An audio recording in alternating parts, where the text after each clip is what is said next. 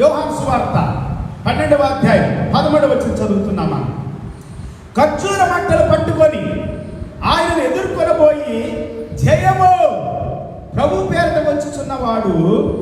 వచ్చుచున్న ఇశ్రాయేలు రాజు స్తుతింపబడును గాక. హల్లెలూయా, హల్లెలూయా.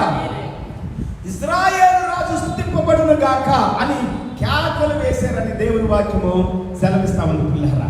ఇశ్రాయేలు రాజు స్తుతింపబడును గాక. ప్రభు పేరిట వస్తున్నటువంటి ఇశ్రాయేలు రాజు స్తుతించబడును గాక. Took branches of palm trees and went forth to meet him and cried, Hosanna, blessed is the King of Israel that cometh in the name of the Lord. Hallelujah, hallelujah. ప్రభు పేరుతో వచ్చుచున్నవాడు ఆ ఇశ్రాయేలు రాజు